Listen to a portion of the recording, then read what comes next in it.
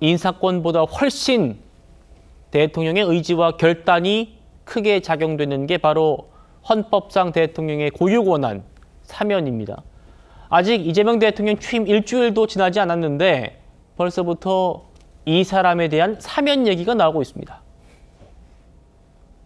조국 대표 사면은 언제쯤 이루어질까요? 글쎄 대통령님이 뭐 최단 기간 내에 사면을 하고 함께 힘을 합쳐서 나라를 살리는 일에 함께 합시다라는 말씀을 조국 대표 수감되기 전에 하신 바가 있어서 그렇게 크게 염려하지 않으셔도 빠른 시간 내에 이루어지지 않을까 기대합니다. 김명주 선배, 김명주 의원님, 네. 이번 대선에서 조국혁신당이 후보를 안 냈죠. 그리고 이제 이재명 당시 후보를 지지한다라고 밝혔는데 그때 조국 전 대표의 배우자인 정경심 씨가 이렇게 SNS에 포스터를 올렸습니다. 더 일찍 다시 만날 조국. 1번 이재명 대통령을 뽑으면 조국을 일찍 만난다. 저걸 두고 당시 이제 이재명 대통령이 특별 사면 해주기로 한 것 아니냐라는 얘기들이 있었긴 해요. 그런데 지금 최강욱 의원도 다시 한번 얘기 꺼냈고요. 이 상황 어떻게 보십니까? 글쎄요, 선거 기간 동안에는 수많은 조국 혁신당 또 조국 대표를 좋아하는 많은 사람들이 이재명 후보를 찍어야 되기 때문에 저와 같은 일들이 있을 수 있다고 생각합니다.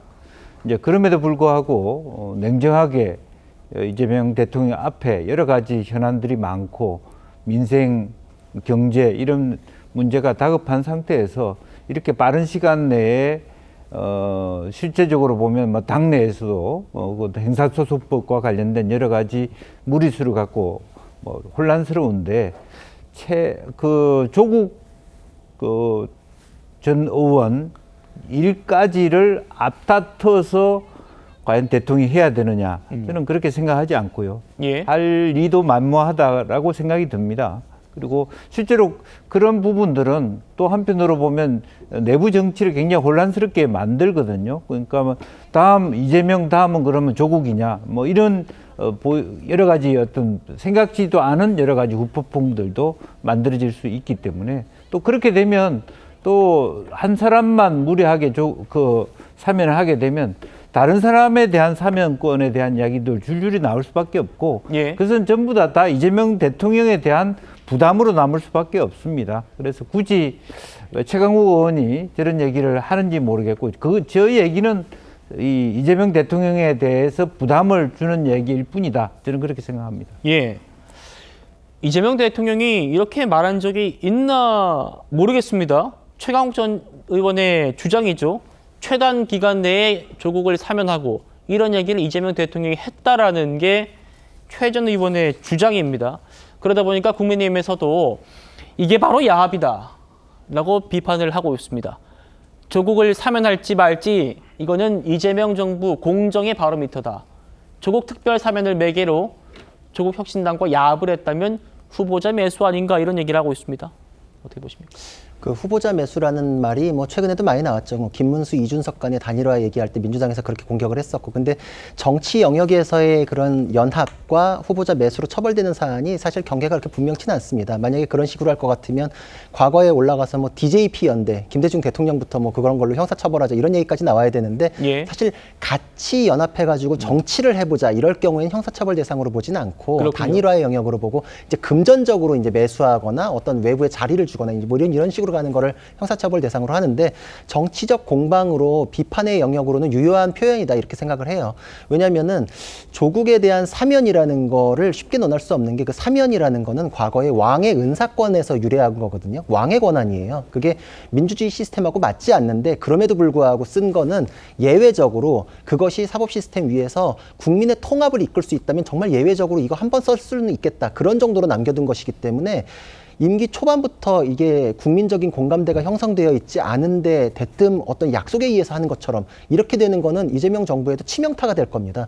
국민적인 공감대는 입시비리에 대해서 용서한 적이 없어요. 그거에 대해서 따로 여론을 다시 한번 봐야 되는데 선거에 연합했기 때문에 그건 있을 수 없는 얘기거든요. 그러니까 이거는 지지율도 폭락할 수밖에 없다. 저는 진심으로 정부가 이런 정무적으로 말이 안 되는 거를 최강욱 의원의 주장 때문에 논의가 이렇게 더 커지는 거, 예. 이거는 좋지 않다. 국민에게도 상처가 될 뿐이다. 이렇게 생각을 하고 이 선거 와중에 그런 얘기 했었어요. 조국혁신당과의 청구서 문제가 만약에 나온다면 과거 통합진보당, 위원정당으로 해산된 통합진보당의 후신인 진보당과도 연합했는데 그 진보당이 내밀 청구서는 도대체 뭐겠는가 이런 얘기들도 나왔었거든요.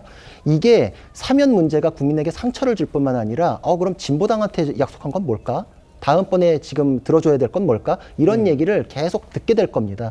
저는 어떻게든 선거에 대해서 결론이 났으면 그냥 국민을 위해서 민생을 위해서 가는 기간이 있어야 된다 생각하는데 예. 대뜸 이런 논란이 되는 것부터 수면 위로 떠오른다라는 거는 국민들께 대단히 상처를 주는 게 될 수 있다. 저는 이거는 이재명 정부를 위해서도 좋지 않다는 생각을 합니다.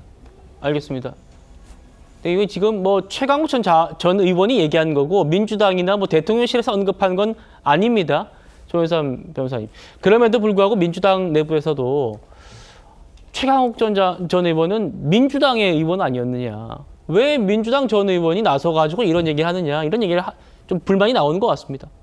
그렇죠. 일단 앞서 이런 논의 자체가 과연 필요한가에 대한 생각이 들 수밖에 없죠. 이러한 얘기는 대통령실에서 나온 것도 아니고요. 민주당 당 지도부에서 나온 것도 얘기도 아닙니다. 예. 최강욱 전 의원이 유튜브 방송을 통해서 일방적인 그런 주장을 말했죠. 이재명 대통령이 조국 전 장관을 상대로, 조국 전 대표를 상대로 그와 같은 대화를 나눴는지에 대해서는 사실상 확인이 된 바가 전혀 없습니다. 그럼에도 불구하고 그런 일방적인 주장에 따라서 조국 전 대표에 대한 사면 논의를 한다는 것 자체가 굉장히 이르고 부적절하다고 보여지겠죠. 예. 대통령 입장에서는 사면권을 행사하는 데 있어서 굉장히 신중하게 생각을 할 겁니다. 과거 윤석열 정부 때는 굉장히 사면권이 남발되지 않았겠습니까? 이명박 전 대통령이라든가 그다음 각종 국정농단 사건에 연루됐던 모든 사람들에 대해서 사면권을 행사했었고요.